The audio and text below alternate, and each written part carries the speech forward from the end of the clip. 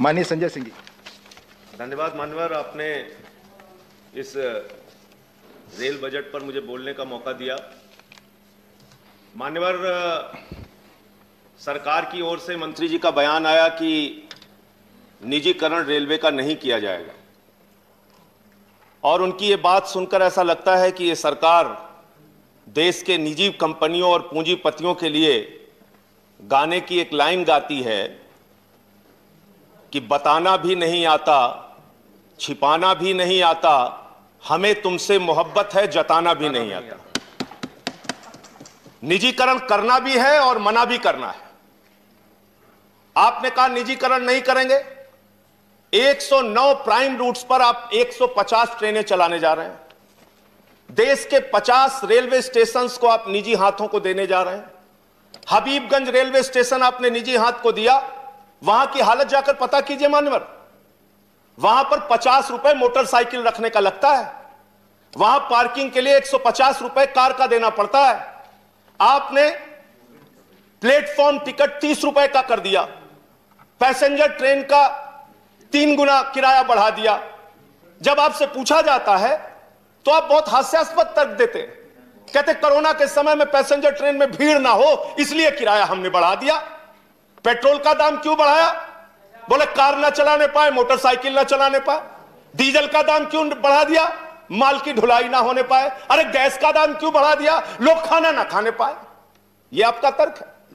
देश में कोई भी चीज महंगाई बढ़ाने के लिए आप एक नया हास्यास्पद तर्क लेके आते हैं जिसका सच्चाई से कोई लेना देना नहीं होता। निजीकरण आप कैसे कर रहे हैं? मेंटेनेंस के क्षेत्र में निजीकरण, सफाई कार्यों के क्षेत्र में निजीकरण, फैक्ट्री और उत्पादन के क्षेत्र में निजीकरण, सिग्नल के क्षेत्र में निजीकरण, इलेक्ट्रिफिकेशन के क्षेत्र में निजीकरण। रेलवे में मजदूरों की, सरकारी कर्मचारियों की संख्या मानवर 1974 के स्वर्गीय जॉर्ज फर्नांडिस जी के आंदोलन में, रेल हड़ताल में 17 लाख कर्मचारी होते थे। जब ट्रेनें कम थी, जब यात्री एक जगह से दूसरे जगह कम यात्रा करते थे। आज 2.5 करोड़ लोग प्रतिदिन एक स्थान से दूसरे स्थान रेलवे के माध्यम से जाते हैं, और आज आपने कर्मचारियों की संख्या पहुंचा दी 12,26,000। 17 लाख से घटा के 12 लाख। यह निजीकरण के कारण हुआ, हर क्षेत्र में निजीकरण के कारण हुआ। और अब आप तो एक नया तरीका लेके आ गए हैं, लेटरल एंट्री। आईएएस भी आप लेटरल एंट्री के जरिए बना रहे हैं। 39 आईएएस आपने लेटरल एंट्री के जरिए बनाए, और जिसमें आरक्षण के नियमों की, एससी, एसटी, ओबीसी के आरक्षण को पूरी तरीके से खत्म कर दिया आपने। और निजीकरण जो आप रेलवे में लेके आ रहे हैं, इसके पीछे आपकी सबसे खतरनाक मंशा है एसटी, एससी, ओबीसी के आरक्षण को धीरे धीरे समाप्त करने की आपकी योजना। यह मूल मंशा आपकी है। मान्यवर, खुद आपने माना है कि 21.6% माल की ढुलाई लॉकडाउन के दौरान रेल के माध्यम से ज्यादा हुई। यानी रेलवे के कर्मचारी पूरी निष्ठा के साथ, ईमानदारी के साथ काम करते हैं, और उस लॉकडाउन में काम करने के कारण, कई कर्मचारी जो कोरोना योद्धा जिनको आप कह सकते हैं, उनकी जान भी गई। 50 लाख रुपए मुआवजा कर्मचारी संगठन मांग करते हैं।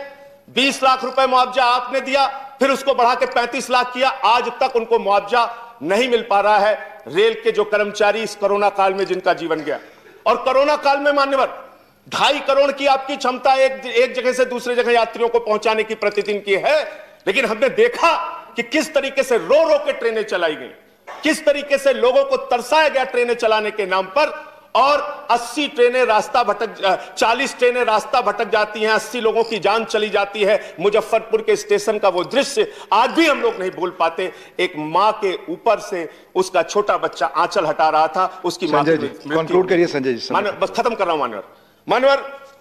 अंत में सिर्फ इतना ही बात कहना चाहता हूं कि आप कृपा करके रेलवे कर्मचारियों को निजी हाथों में मत दीजिए।